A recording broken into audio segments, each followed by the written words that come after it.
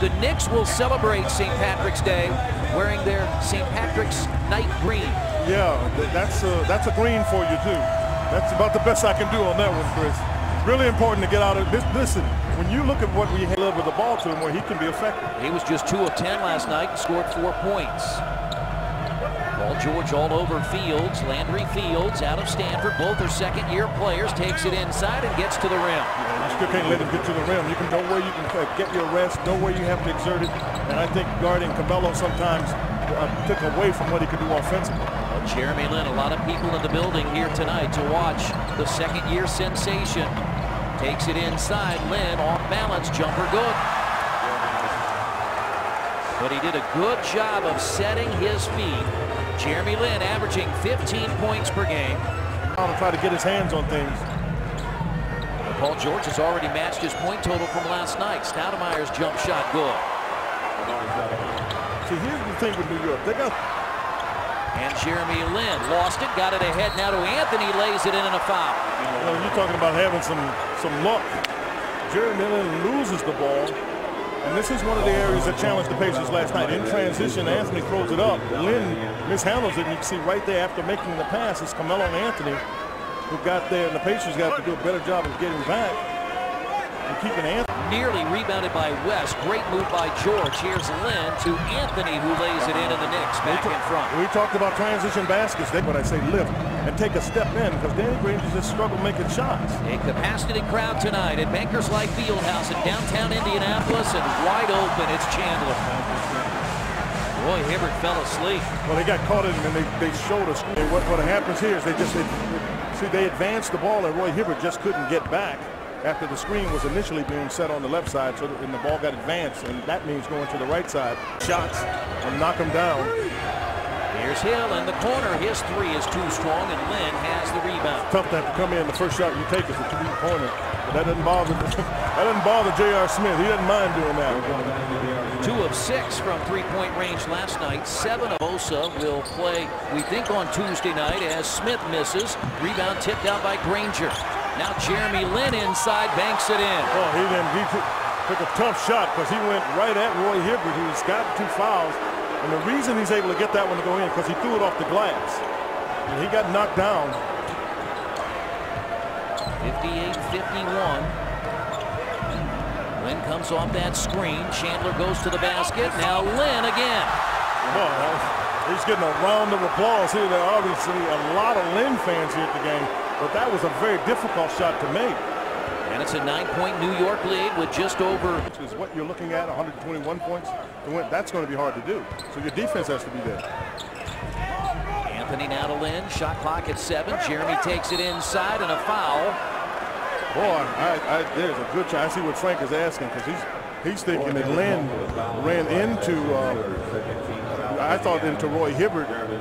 So Darren Collins, see, this is where Collison can't get beat. Now he gets in now. So, boy, and he got away with a loose arm, too.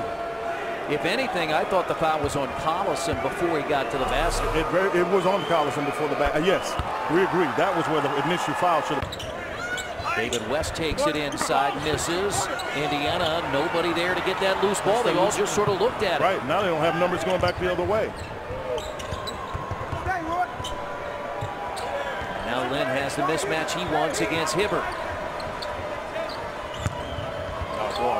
He was able to take that ball, grab it, and when he grabbed it, he is tall of dad. Good defense here by Fields. But the offense is getting stagnant.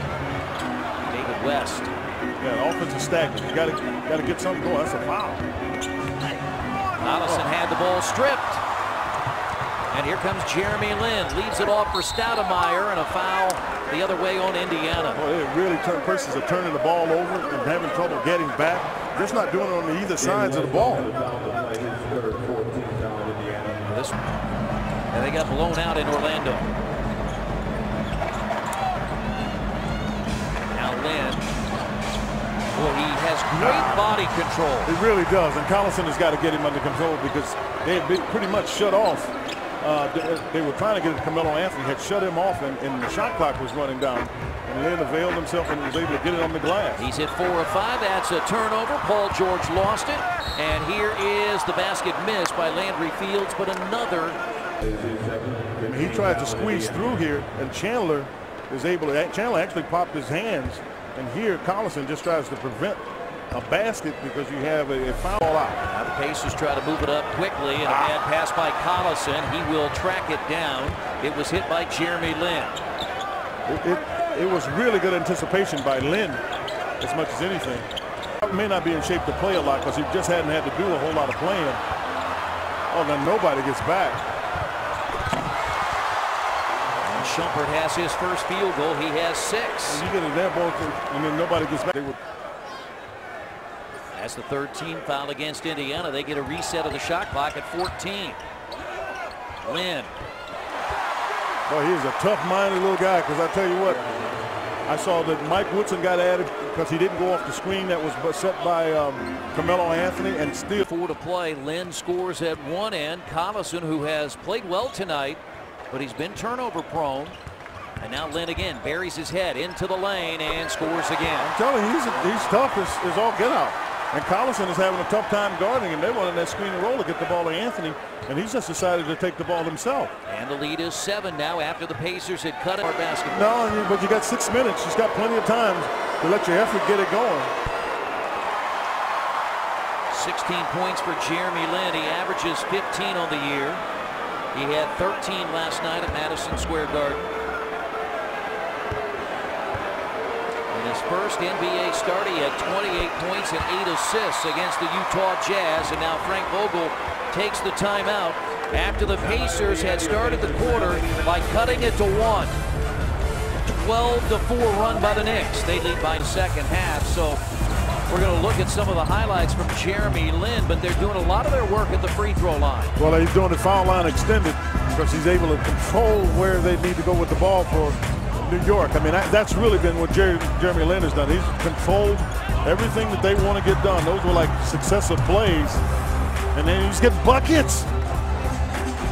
Jeremy Lin 6 of 10 from the field, but again, as a team, as our bucket chart brought to you by your hometown KFC, they are 14 of 18 at the line in the second half. In fact, 14 of 18 in each half. Yeah, they've just stayed very aggressive and been able to get it. I think they just announced that Indiana just won by 2, and you can hear the fans pretty excited about that.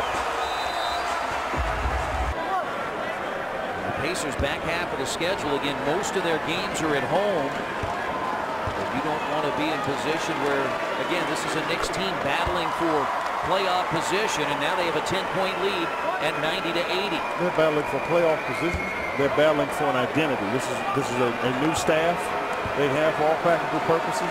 So they're still trying to find some things, and you don't want to let them find that they can beat you here in your home. 3. Well, yeah, they've been able just to be able to make the plays. When you're trying to get over the hump defensively, there are usually some things that stop you, and J.R. Smith making this play would be one of them, and Granger trying to cut off Carmelo Anthony and didn't quite. On their way to a second straight loss, and a disappointing loss to Carmelo Anthony. Granger will admit it or not, it ticked those guys off, so it heightens their preparation for the game, so you don't want to say those kind of things, and I think that's just a lesson learned. And the one thing you got to do with the season, you don't get too many highs and too many lows. You got the next game, and you just figure out how to go get it. And the New York Knicks win both games on a Friday and a Saturday night, and both by double figures, by 15 last night and by 14 tonight at Bankers Life Fieldhouse. They outscore the Pacers 25-13 in the fourth quarter. The Pacers scored 35.